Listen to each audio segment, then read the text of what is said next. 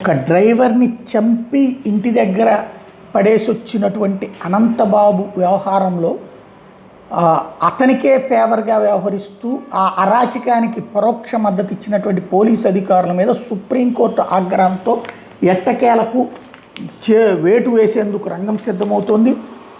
వి భీమారావు, ఆకుల Muralikrishna, P Murali Krishna Reddy, ఎన్ సతీష్ బాబు వీళ్ళకి సంబంధించి action తీసుకుంటున్నారు.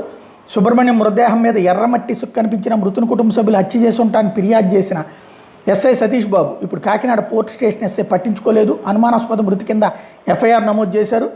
నా డిఎస్పీ వి భీమారావు ఇప్పుడు భీమవరం అదనపు ఎస్పీ నిందితుడిని వెంటనే అదుపులో తీసుకోకుండా సాక్ష్యాలను తారుమారు చేయడానికి, సాక్షులను అనంతబాబు బెదిరించడానికి అవకాశం ఇచ్చారు. 3 రోజుల తర్వాత మృతుడి బంధువులు ఎస్సీ సంఘాలు ఒత్తిళ్లతోనే అరెస్ట్ చూపించారు. ఇకపోతే సిఐ ఆకుల మురళీకృష్ణ ప్రస్తుతం కోనసీమ జిల్లా డీసీఆర్బీలో సిఐ నిందితుడికి అనుకూలంగా సీసీ కెమెరాలో ఫుటేజీలు మాయం చేయడానికి సాయం చేశారని ఆరోపణలు. అనంతబాబు నివాస పరిసరాల్లో సేకరించి చాలా ఫుటేజీని తప్పించారు, కొన్ని డిలీట్ కూడా చేయించారన్నది. లేకపోతే మరో డీఎస్పీ పి మురళీకృష్ణారెడ్డి ప్రస్తుతం బీఆర్లో ఉన్నారు. సీసీ కెమెరాల ఫుటేజీని రీజనల్ ఫోరెన్సిక్ ల్యాబ్లో విశ్లేషించాక లోపభూయిష్టంగా నివేదిక వచ్చేలా చూశారన్న ఆరోపణలు ఉన్నాయి. నిందితుడి భార్య ఉన్న ఫుటేజీని పక్కన పెట్టించి ఈ కేసులో వేరొకళ్ళు లేరని రెడ్ విత్ 34 సెక్షన్ తొలగించారు అన్నటువంటిది ఆయన మీద ఉన్న అభియోగం. సుబ్రహ్మణ్యం మృతదేహం మీద ఎర్రమట్టి ఇసుక కనిపించినప్పుడు ఎస్పీ రవీంద్రనాథ్ బాబుకి పట్టలేదు. అపార్ట్మెంట్ గేట్ దగ్గర అనంతబాబు గారు క్షణికావేశంలో తోయడం వల్ల పడిపోయి చనిపోయాడని చెప్పుకొచ్చారు.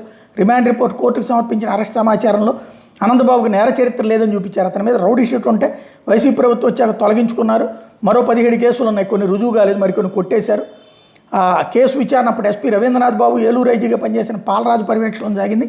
అనంతబాబు హత్య చేసినట్టు ఎస్పీకి తెలిసిన రోడ్డు ప్రమాదంగా చిత్రీకరించడం, శవ పంచనామాని కప్పిచ్చేందుకు ప్రయత్నించడం, ఈ లొసుగుల మీద నివేదికను డీజీపీ కార్యాలయానికి పంపించారు. కేసు విచారణ నవంబర్ 30లోగా పూర్తి చేయాలని సుప్రీంకోర్టు ఆదేశాలతో అనంతబాబు శుక్రవారం అజ్ఞాతంలోకి వెళ్ళిపోవడం, ఢిల్లీలో ఉన్నట్టు ఇంటెలిజెన్స్ అధికారులు గుర్తించడం, కేసు విషయం మీద న్యాయ నిపుణులు నేతలను ఆశ్రయిస్తున్నాడని ఆయన భార్య లక్ష్మీ దొరక కొన్ని రోజులుగా పరారీలో ఉన్నది. హైకోర్టులో ముందస్తు బెయిల్ దాఖలు చేసుకొచ్చింది.